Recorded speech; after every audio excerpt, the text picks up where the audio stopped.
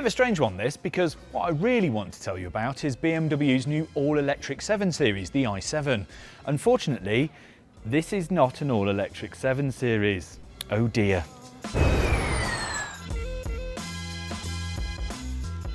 Yes, I know this is not an i7, but it does look like one. Because this one does actually have a plug-in hybrid drivetrain, and here at Electrifying we do have enough on our plates without adding engines into the mix. The thing is, I don't have all the news on the new i7, so I'm going to use this one as a kind of live-action model.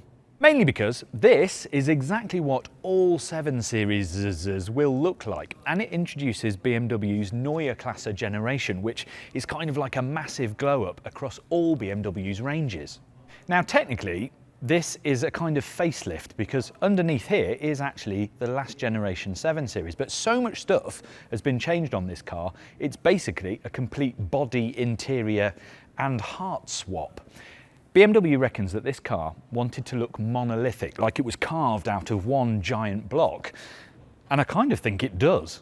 And just as a reminder, this is what the previous version looked like, which is what this one is based on. The first thing you notice is the enormous illuminated kidney grille, which is basically 2 feet wide. And then there's these daylight running lights, which have got crystals in them, 12, which are all a little bit twinkly on the top, with the main beam down here and all Frenched in and looking a little bit cleaner, and then some air curtains which push air around the front wheels. The front bumper is basically a lot cleaner than before, looks a lot more solid, but you're not going to miss this coming down the road. 20 to 22 inch alloy wheels, and then when you look down the side of the car, it looks like it's been simplified and basically made to look like the doors are about 10 feet deep. It looks like it's been hewn from a solid bit of granite, and then it's got these new door handles which are very slick and obviously feature automatic doors.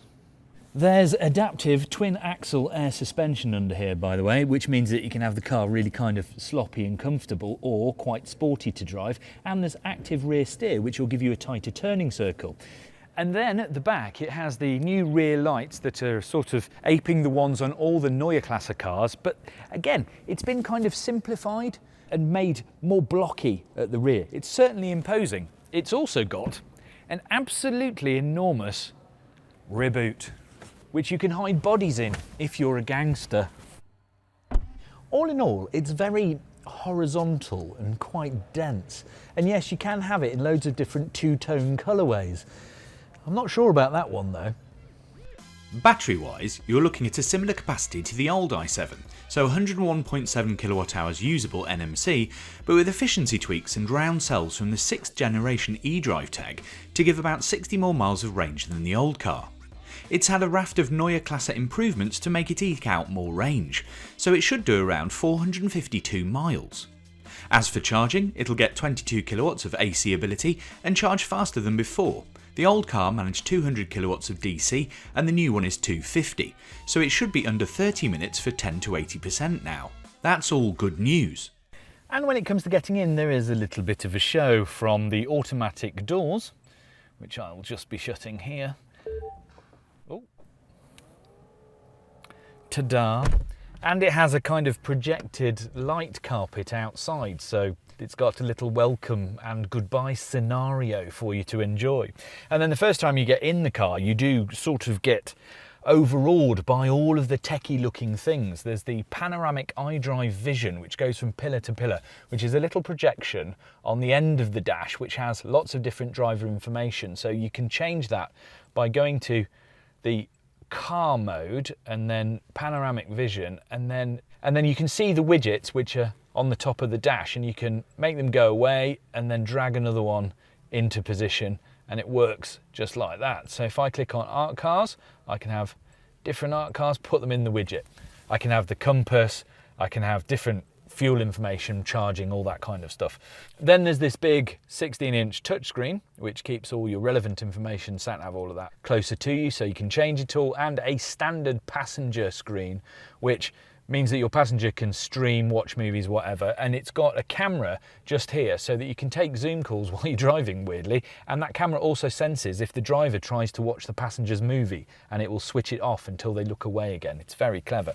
It's got this sort of squircle steering wheel, which I absolutely hate because it just looks a bit strange, but because they can have these vertical bars in the middle of the steering wheel, it's because it hasn't got a screen that you've got to look at behind here. There's no dials, so they could change the idea of a steering wheel. I don't think it needed changing. Luckily, there is an optional wheel with the bars this way. So that will be something I think I'd be choosing. After that, there's loads of really nice little touches. There's loads of storage, there's twin wireless charging, wireless everything, cup holders, and then these glass rotary dials, lots of gloss black, which I'm not a big fan of, but then a decent center console with lots more charging as well. The thing is, this car isn't going to be that much about the driving experience, although it should be quite nimble, because the real place of power in the i7 is back here in the Limousine area, mainly because of a few different things. It's got like a little iPad touchscreen here, and if I unlock it, I can press one button and the front seat will slowly edge forward.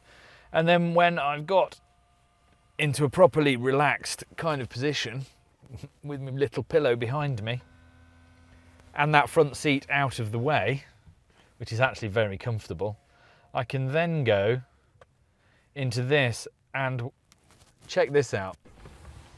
The blinds go up and on the rear windscreen and reveal this full width theatre screen.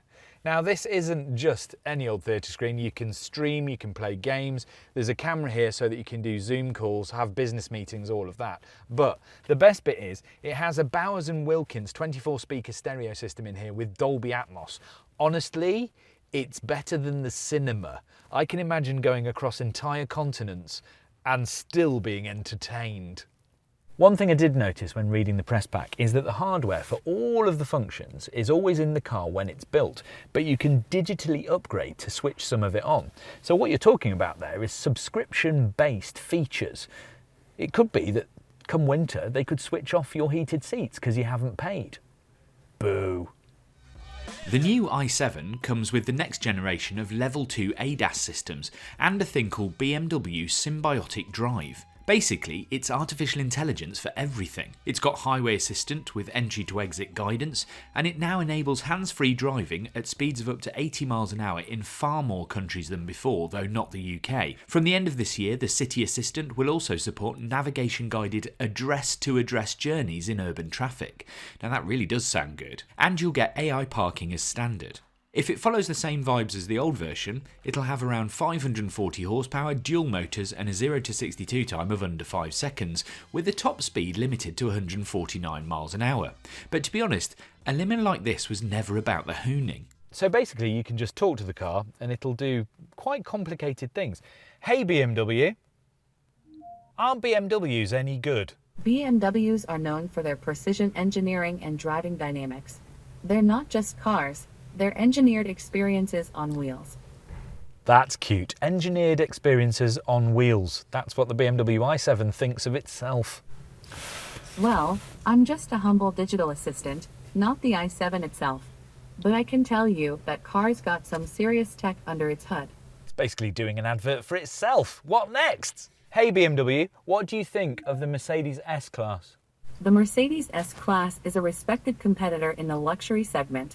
I'd rather focus on what makes your BMW experience exceptional, like the precision engineering and driving dynamics. Have you been bribed?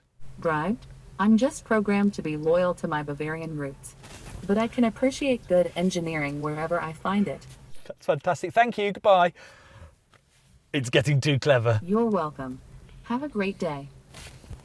We'll get a plug-in hybrid version of the 7 Series and 3 different versions of the i7 in the UK, and it will probably follow the current one's model lines. So that's eDrive 50, xDrive 60 and M70, which is warm, hot, hottest. I think the interior on this car is absolutely slick, and I have no doubt that this is probably going to be one of the most nimble Luxo barges out there, but I am a little bit unsold on the looks. It's this bit. Now, it just feels like it's just too big for the car. The rest of the styling is kind of linear and slick, and then there's that. Let me know what you think.